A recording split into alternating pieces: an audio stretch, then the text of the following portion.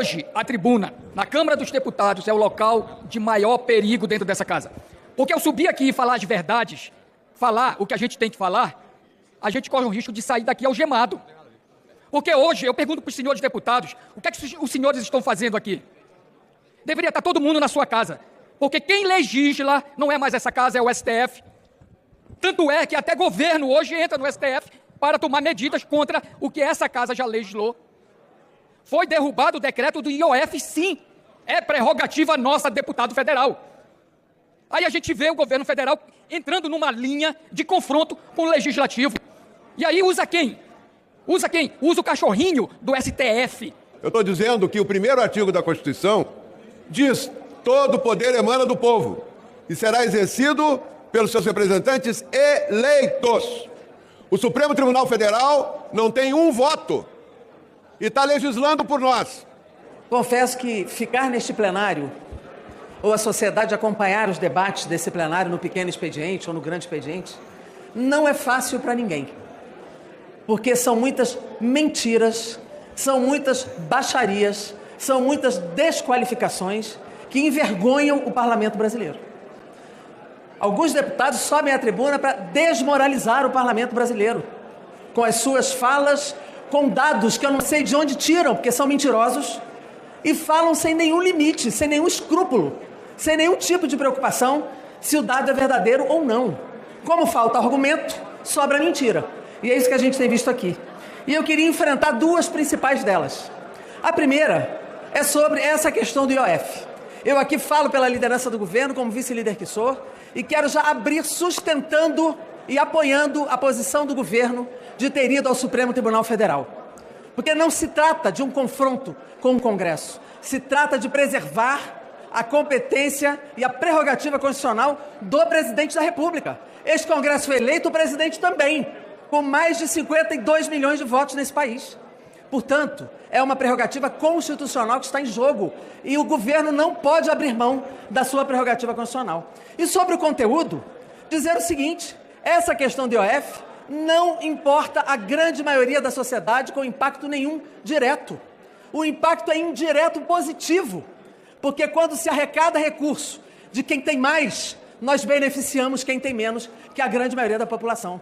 O que o decreto do IOF fez, aliás, é bom que se diga, a partir de uma reunião longa, num domingo, em Brasília, onde estavam presentes o presidente da Câmara, o presidente do Senado, os líderes partidários, o governo.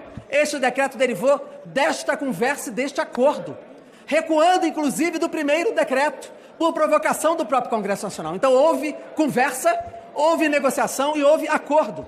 E, de forma surpreendente, numa semana esvaziada no Congresso Nacional, da Câmara dos Deputados em particular, isso é colocado em pauta de 11h30 da noite para o outro dia, para derrotar um decreto. E nós precisamos compreender o que está por trás disso. Porque o conteúdo do decreto é um conteúdo que incide sobre evasão de divisas desse país, sobre operações de câmbio desse país, sobre operações de crédito de empresas, não de pessoas físicas. Portanto, não é ninguém do povo preocupado se aumenta ou não aumenta o tributo do IOF no seu salário, na sua renda, no seu dinheiro, no seu cotidiano. E é importante o debate com a grande maioria da população para ela entender que o o governo está fazendo é fazer justiça tributária.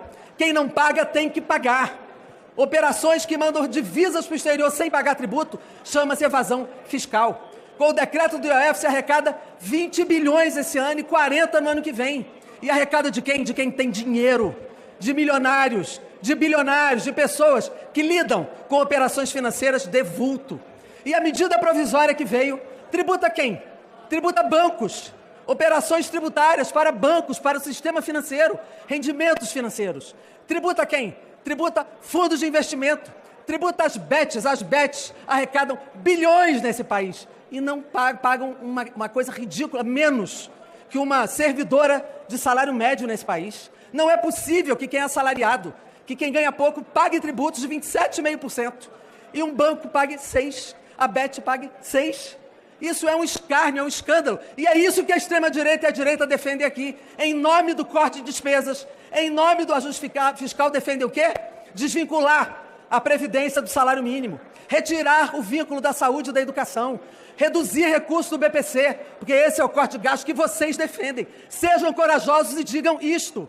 O corte de gastos que a mídia defende e que vocês defendem aqui vai atingir, aí sim, a grande massa da população brasileira. Nós queremos tributar bilionários, super ricos, super salários, bancos, divisas para o exterior. Vocês querem cortar gastos de quem não tem.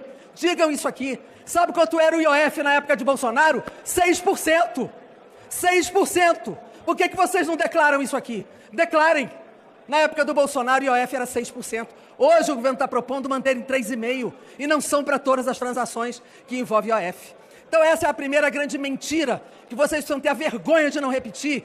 E tem que declarar aqui que vocês querem cortar gastos dos pobres e garantir a Faria Lima e os grandes bilionários desse país. A segunda grande mentira é de que nós estamos preocupados com a CPMI do INSS. Ora, quem não deve não teme. Essa investigação começou em junho de 2023. Com 6 meses de governo Lula, essa investigação abriu. Por quê? Porque a fraude foi construída, alimentada, sustentada, articulada no governo de vocês, no governo Bolsonaro. E é este governo que paralisou a fraude. É este governo que está devolvendo os recursos aos aposentados e pensionistas. Quem não deve não teme. Nós temos total tranquilidade com essa CPMI. Não há qualquer vínculo nosso com o processo de fraude. E nós vamos provar isso na CPMI. Igual a do 8 de janeiro. Vocês acham que a gente temia a CPI do 8 de janeiro?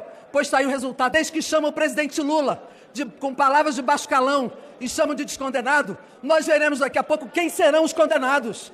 Os condenados que atentaram contra a democracia desse país, que roubaram nas vacinas, que permitiram e fizeram com que mais de 500 mil pessoas morressem por falta de ação desse governo na pandemia, que negaram a ciência. Vocês vão ver quem serão os condenados. Tem deputados aqui que são investigados também no 8 de janeiro.